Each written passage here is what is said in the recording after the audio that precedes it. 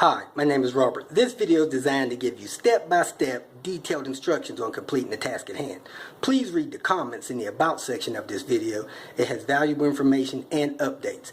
My YouTube channel has a disclaimer video that I encourage you to watch. And please like, share, and subscribe. I hope you found what you're looking for. Thank you very much for watching. What's up, party people? I'm about to replace the ignition cylinder in this Volvo 850.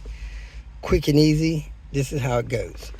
You need the following tools: a T15, T25, a replacement lock cylinder with key, a small pin or tiny screwdriver, and of course the key to get the current ignition cylinder out, or at least into the proper position. If it's busted, you might have to drill it out or get something to get it turned to the proper position to get it out. First thing we're going to do is take two T25s out from under the steering column right there.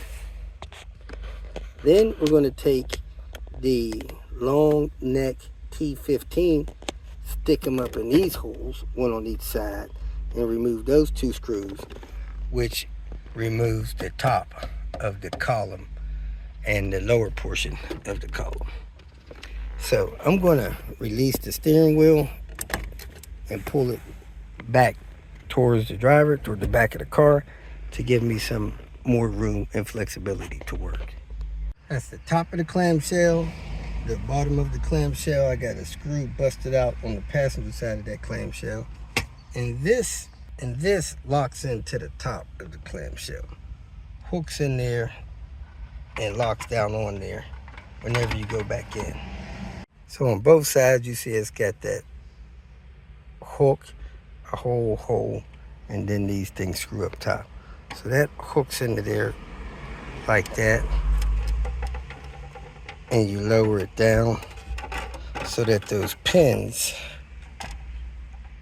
go into those holes on top of there. And it'll be in place.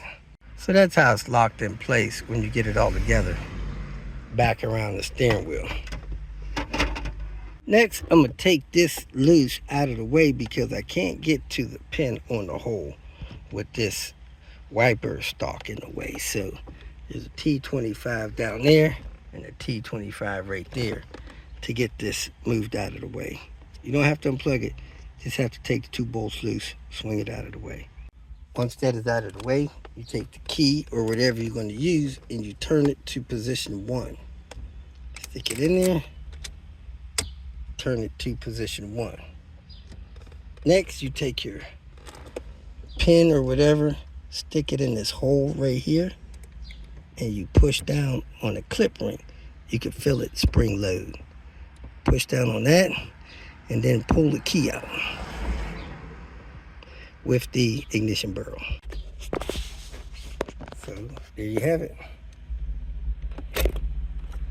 The ignition barrel is out. This is a newer one, so it's in really good shape. Then you take your replacement one, slide it in the barrel until it locks in place. Need to put it to position 1. Slide it in place, turn the key, pull it out. It is now locked in position.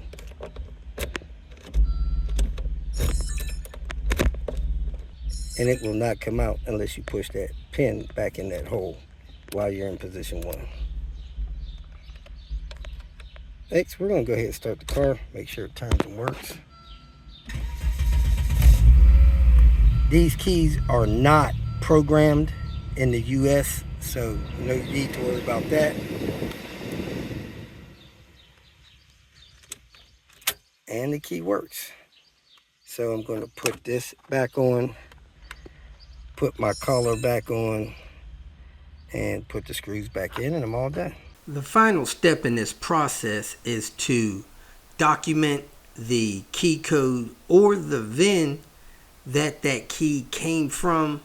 You may want to also report that key code or VIN information to Volvo of North America or whatever country you're in, so that they can put that information in the records for that vehicle, so that in the future, if somebody wants to get another key cut for that car, they can, because that information is documented somewhere.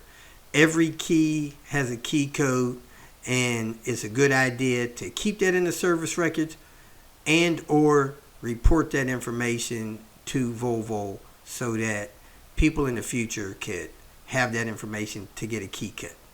Thanks for watching. If you feel that this information was useful, please like it and share it with your social media friends. You can subscribe to my channel so that you will get notifications of future videos that I post. You can follow me on Twitter, and if you need to contact me directly, please visit my website. And if you have any questions, leave them below, and someone or myself will reply to them. Again, thank you very much for watching.